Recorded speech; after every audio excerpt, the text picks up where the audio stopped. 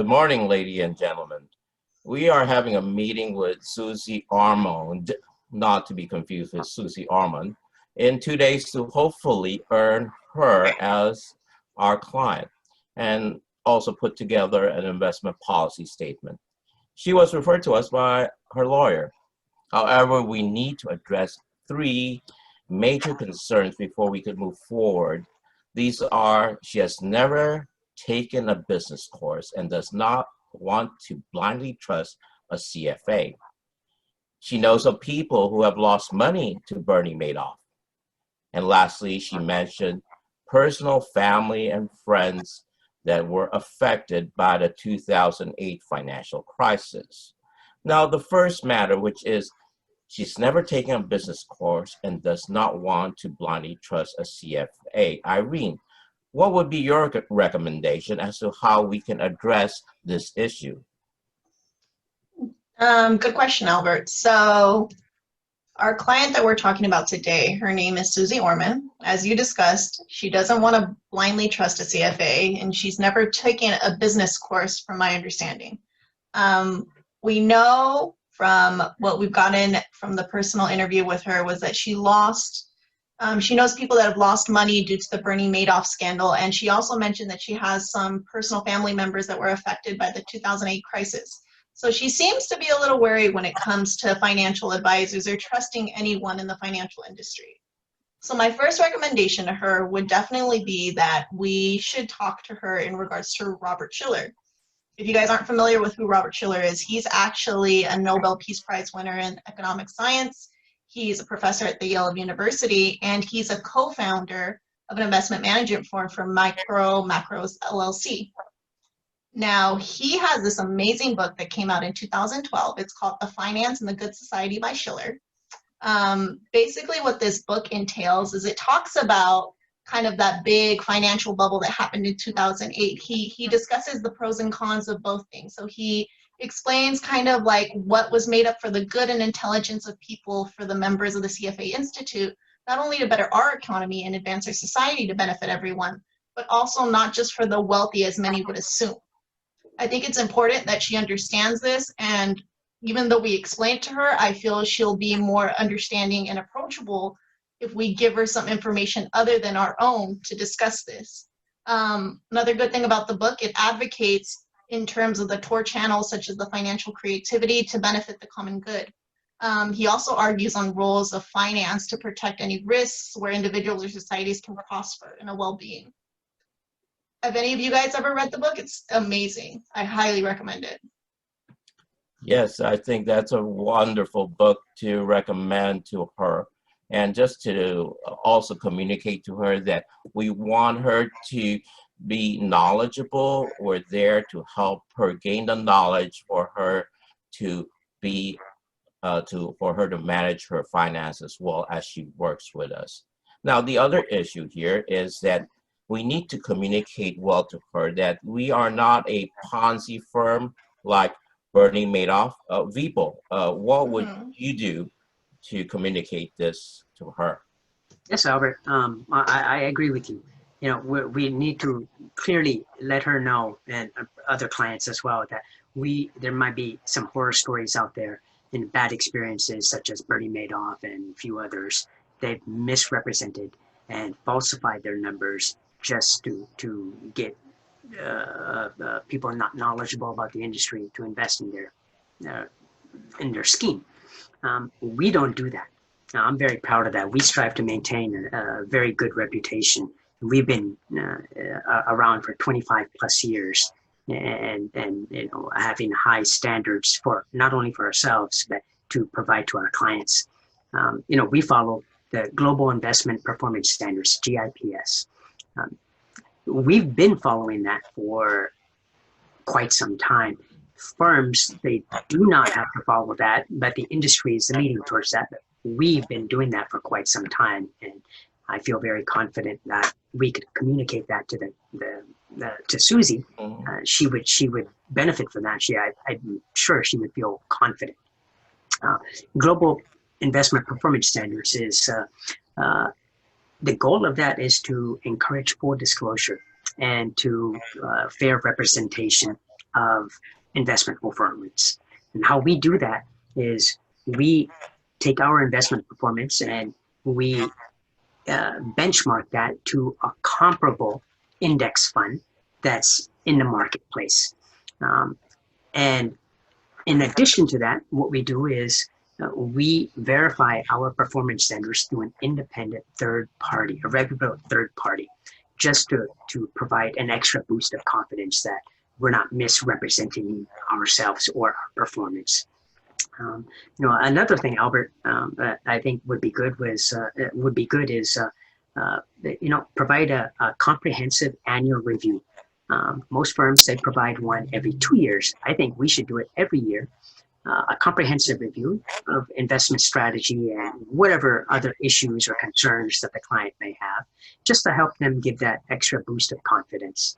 And in addition to that, maybe we could set up something where we can provide a quarterly review of basic account information, where the market is heading, how their investment performance are performing, a basic overview of that, and to help facilitate that, I think we could provide maybe a 1 or 2 or 3 page, very easy to comprehend, very easy to understand information that's specifically geared for people that have no business experience or no business courses or knowledge.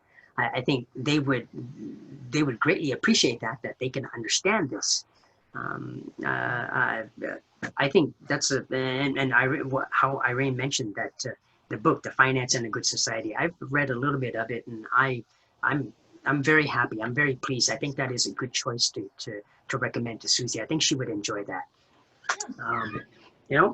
Sounds wonderful. Yeah, I think that explaining global investment performance standards and the effort, the volunteer effort we have to get it verified, and explaining that it benefits her because it's additional confidence, not just for our firm, but also for her, is very important.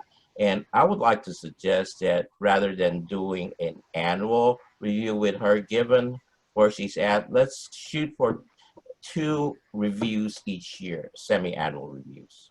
That's something we can definitely provide for her. Sure, Mm-hmm. Sure. We need to be where she's at and also get her to be more comfortable with the whole process.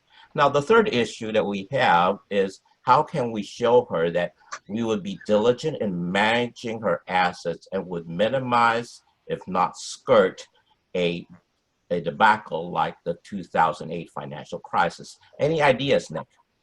Well, I just want to communicate to her that we feel the same way. I have family that went through some tough times in 2000, 2008, affected my family personally, as many of you and everyone in the United States. I'll start off by saying as chartered financial analysts, we hold ourselves to the highest of standards. One of our most significant tenets is our duty and responsibility to our clients. All investment actions are carried out on the sole benefit of the client. Okay. So to meet this standard, we first develop a well-defined investment policy statement that clearly states our client's needs and expectations. As CFAs, we understand that expectations and needs change over time. These include and it's not limited to time horizon, liquidity, income requirements, and risk tolerance. So for us as CFAs to provide high quality financial services, we must maintain clear and frequent and thorough communication. By doing this, this allows us as CFAs to understand our client better and for our client to understand how we as CFAs are serving their needs. So overall, we as CFAs, our sole purpose is to provide loyalty, prudence, and care to all our clients. Yeah. Very good. Yeah. I think that would, how do you guys think about what Nick shared? I think it's just very appropriate, right? Yeah, Oh, absolutely. yeah, I think he has very valid points. I think Susie can really definitely benefit from that. It also shows that we're very thorough.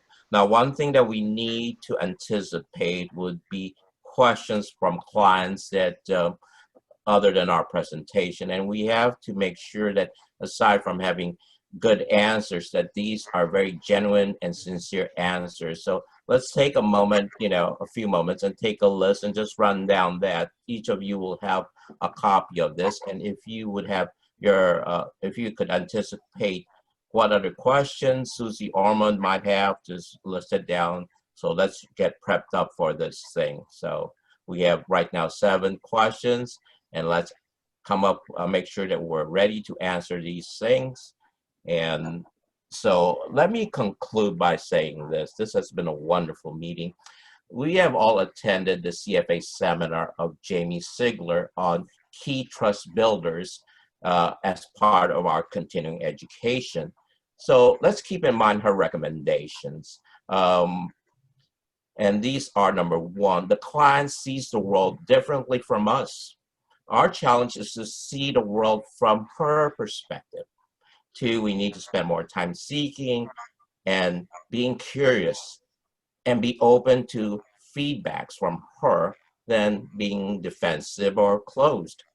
Number 3, we have to find reliable shift moves that we could use during those visceral brain moments, what they call brain hijacks, when we become emotional as we get a little bit stressed out during the meeting. Number 4, we need to energize the client by asking great questions, being engaged, and then be really listening. And lastly, we need to tell a number of stories, not just story of numbers. Most people remember stories rather than the numbers you present. So with that as our final reminder, we will reconvene an hour before our scheduled meeting with Susie Ormond to walk through our final presentation, and we will be also early as a gesture of our courtesy and care. So that is a wrap for today. Thank you, ladies and gentlemen. We need to go back to running our business. All right. All right, See you guys. guys. Thank you.